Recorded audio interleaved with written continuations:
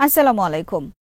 বিশ্বের সব যুদ্ধ বন্ধ করার ঘোষণা ট্রাম্পের দ্বিতীয় মেয়াদ বিশ্বে আনতে যাচ্ছে সুনামির ন্যায় পরিবর্তন। গোটা পশ্চিম তীর জুড়ে হামলা ইসরায়েলি বসতি স্থাপনকারী ও ইসরায়েল আর্মির। গাজার ধ্বংসস্তূপ থেকে 2 দিনে উদ্ধার 2 শতাধিক ফিলিস্তিনির কঙ্কাল। সামনে আসতে শুরু করেছে গাজায় ইসরায়েলের নৃশংসতম ধ্বংসের নজির। যুদ্ধবিরতি লঙ্ঘন করে রাফায় সোমবার ইসরায়েল আর্মি গুলি করে হত্যা করেছে 3 ফিলিস্তিনি। বিডিভিউজ ইনফোটেইনমেন্টে স্বাগত জানাচ্ছি ফারজানা নিসা। আজ জানাবো প্রতিরক্ষা সংক্রান্ত গুরুত্বপূর্ণ কিছু খবর।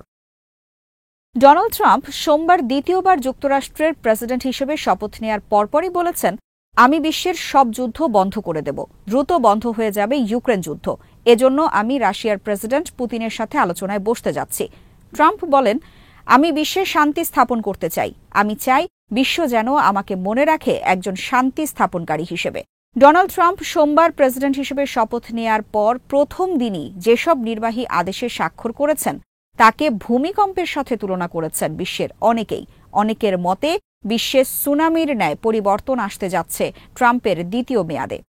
সোমবার ডোনাল্ড ট্রাম্প শপথ গ্রহণ করার পরপরই বাতিল করেছেন বিশ্ব স্বাস্থ্য সংস্থায় যুক্তরাষ্ট্রের সদস্য পদ। ক্ষমা ঘোষণা করেছেন 2021 সালের 6 জানুয়ারি ক্যাপিটল হিল দাঙ্গায় জড়িত 1600 দলীয় কর্মীদের। লাঘব করেছেন চরমপন্থী বর্ণবাদী হিসেবে পরিচিত প্রাউড বয়েজ গ্রুপের অনেকের শাস্তি। কানাডা ও মেক্সিকোর পণ্য আমদানির ওপর 25% শুল্ক আরোপ করেছেন 1 ফেব্রুয়ারি থেকে। চীনা টিকটক ব্যান স্থগিত করেছেন 75 দিনের জন্য। এ ধরনের আরও অনেক বিষয় নির্বাহী আদেশের মাধ্যমে কার্যকরের পাশাপাশি ট্রাম্প নির্দেশ দিয়েছেন বাইডেন প্রশাসনের অনেক সিদ্ধান্তের পর্যালোচনার জন্য। ট্রাম্প বাইডেন প্রশাসনের নেয়া 78টি সিদ্ধান্তের বিরুদ্ধে তীব্র সমালোচনা করেছেন ক্ষমতার চেয়ারে বসার পরপরই। প্রথম দিনই ট্রাম্প জরুরি অবস্থা জারি করেছেন মেক্সিকো সীমান্তে। ঘোষণা দিয়েছেন অবৈধ অভিবাসীদের বিরুদ্ধে অভিযানের।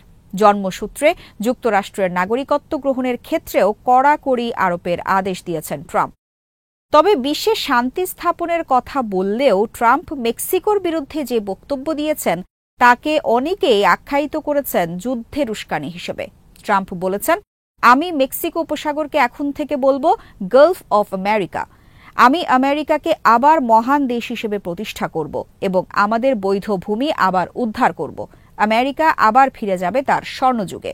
ক্ষমতায় বসার আগে ট্রাম্প ঘোষণা করেন পানামা খাল ও গ্রিনল্যান্ড দখলের কথা। জাতিসংঘের বিশ্ব স্বাস্থ্য সংস্থা থেকে বের হয়ে আসার কারণ হিসেবে ট্রাম্প বলেছেন, এই সংস্থাটি কোভিড মোকাবিলায় চূড়ান্ত ব্যর্থতার পরিচয় দিয়েছে। ট্রাম্প বলেছেন, চীনের উহান থেকে কোভিড ছড়িয়ে পড়েছে সারা বিশ্বে এবং সেটি মোকাবিলায় একেবারেই অপদার্থের পরিচয় দিয়েছে বিশ্ব স্বাস্থ্য সংস্থা। কেবল তাই নয়, তারা রাজনৈতিকভাবে পক্ষপাতিত্ব করেছে। তারা ছিল চীনের পক্ষে। প্রেসিডেন্ট ডোনাল্ড ট্রাম্প কোভিড নিয়ে চীনের সাথে তীব্র বিরোধে জড়ান প্রথম মেয়াদে। 2020 সালেও তিনি বিশ্ব স্বাস্থ্য সংস্থায় যুক্তরাষ্ট্রের সদস্যপদ বাতিল করেছিলেন। সোমবার গোটা পশ্চিম তীর জুড়ে ফিলিস্তিনিদের ওপর হামলা চালিয়েছে সেখানে অবৈধ বসতি স্থাপনকারী ইসরায়েলিরা। ফিলিস্তিনের বাড়িঘরে প্রবেশ করে লোকজনের ওপর নির্বিচার হামলা, মারধর, বাড়িঘর ভাঙচুর, অগ্নিসংযোগ সহ ত্রাসের রাজত্ব কায়েম করে সংঘবদ্ধ অস্ত্রধারী ইসরায়েলি বসতি স্থাপনকারীরা। ইসরায়েলি বসতি স্থাপনকারীদের এসব সন্ত্রাসী কর্মকাণ্ডে কোনো ধরনের বাধা দেয়নি সেখানে মোতায়েন থাকা ইসরায়েলি আর্মি, বরং বিভিন্ন এলাকায় ইসরায়েলি সেটলারদের সাথে ফিলিস্তিনিদের বিরুদ্ধে হামলায় অংশ নিয়েছে ইসরায়েল আর্মি। কোনো কোনো এলাকায় ইসরায়েল আর্মি চালিয়েছে গ্রেফতার অভিযান, গ্রেফতার করেছে শতাধিক ফিলিস্তিনিকে। সেটলারদের হামলায় আহত হয়েছে অনেক ফিলিস্তিনি। তবে পশ্চিম তীরের কোনো কোনো এলাকায় সেটলারদের হামলা এতই বেশি ছিল যে ইসরায়েলি পুলিশ বাধ্য হয়েছে তাদের ওপর গুলি ছুড়তে। টাইমস অফ ইসরায়েলের খবরে বলা হয়েছে, সোমবার পশ্চিম তীরে ইসরায়েলি সেটলাররা আক্রমণ করে একদল ইসরায়েলি পুলিশের ওপর। এতে গুলিবিদ্ধ হয়েছে 2 সেটলার। আল মায়াদিনের খবরে বলা হয়েছে, পশ্চিম তীরে সোমবার ইসরায়েলি পুলিশের গুলিতে নিহত হয়েছে একজন ইসরায়েলি সন্ত্রাসী সেটলার। সোমবার ডোনাল্ড ট্রাম্প দ্বিতীয়বারের মতো যুক্তরাষ্ট্রের প্রেসিডেন্ট হিসেবে শপথ নেয়ার পরপরই গোটা পশ্চিম তীর জুড়ে ইসরায়েলি অবৈধ সেটলাররা উল্লাসে মেতে ওঠে। তারা ফিলিস্তিনিদের ওপর হামলা এবং বাড়িঘর লুটপাট শুরু করে। সোমবার ডোনাল্ড ট্রাম্প শপথ নেয়ার পরপরই পশ্চিম তীরে ইসরায়েলি বসতি স্থাপনকারী সন্ত্রাসীদের ওপর থেকে নিষেধাজ্ঞা তুলে নেয়ার আদেশে স্বাক্ষর করেন। এই ঘটনার পরই নতুন করে সেটলাররা সন্ত্রাসী হামলা শুরু করে পশ্চিম তীরে ফিলিস্তিনিদের ওপর। গত ১৫ মাসে গাজা যুদ্ধ চলাকালে পশ্চিম তীরে অনেক ইসরায়েলি বসতি স্থাপনকারী নিয়মিত হামলা করে ফিলিস্তিনিদের ওপর। এসব হামলায় নিহত হয়েছে পশ্চিম তীরের অনেক ফিলিস্তিনি।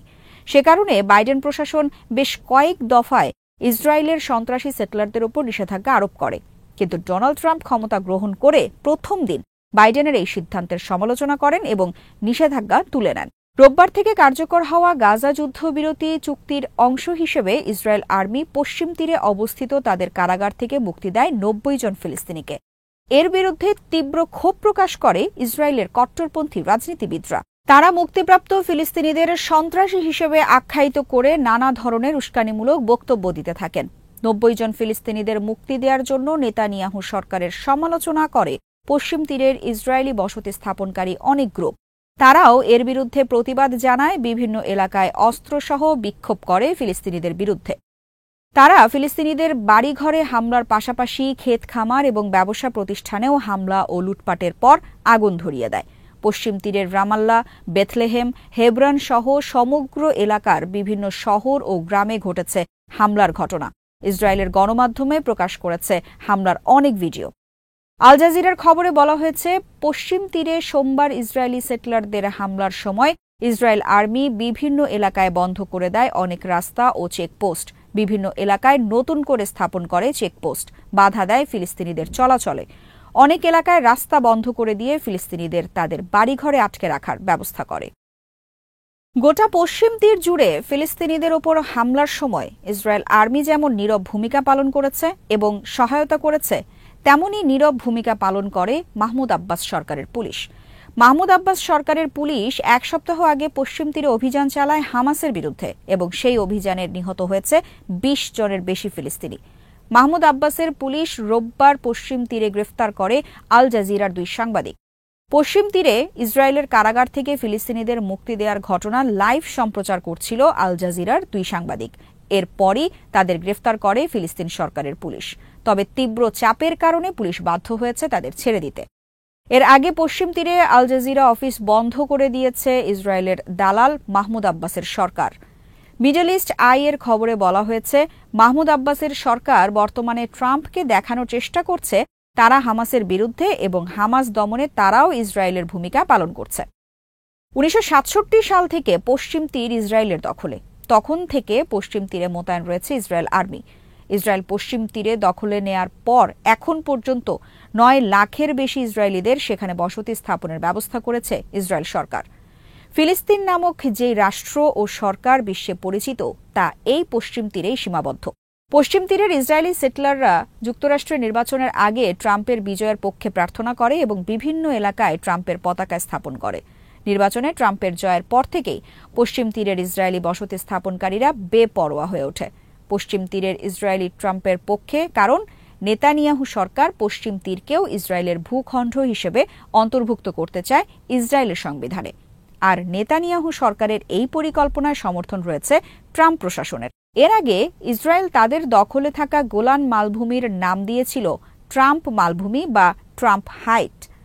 রোববার যুদ্ধবিরতি চুক্তির শর্ত হিসেবে এখন গাজাকেও নেওয়া হয়েছে পশ্চিম তীর কেন্দ্রিক তথাকথিত ফিলিস্তিন সরকারের অধীনে। ফলে ২০০৭ সাল থেকে অনেকটা স্বাধীন অবস্থায় থাকা গাজাও বরণ করল আরেকটি পশ্চিম তীরের পরিণতি।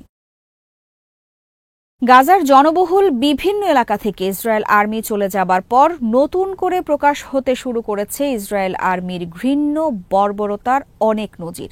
রোববার যুদ্ধবিরতি কার্যকরের পর রাফা সহ বিভিন্ন এলাকা থেকে উদ্ধার করা হয়েছে ২ শতাধিক নিহত ফিলিস্তিনির লাশ।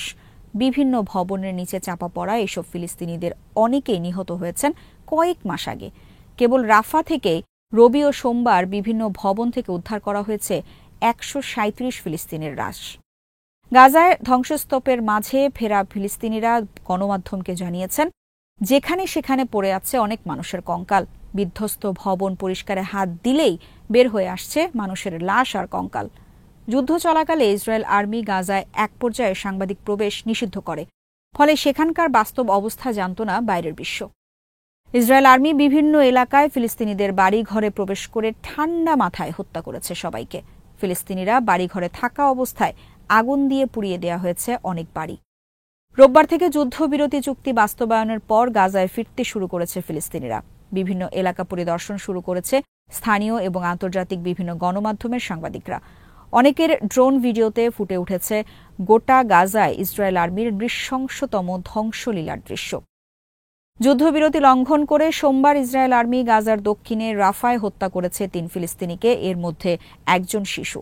ফিলিস্তিনিরা তাদের বাড়িঘরে ফেরার সময় গোপন স্থান থেকে তাদের উপর গুলি চালাচ্ছে ইসরায়েল আর্মি। আজ এখানেই শেষ করছি। সমরাস্ত্র, প্রতিরক্ষা ও কূটনীতির নানা তথ্য জানতে চোখ রাখুন বিটিভিউজ ইনফোটেইনমেন্টে। চ্যানেলটি ভালো লাগলে সাবস্ক্রাইব করুন, সংযুক্ত থাকুন আমাদের ফেসবুক পেজে। আল্লাহ হাফেজ।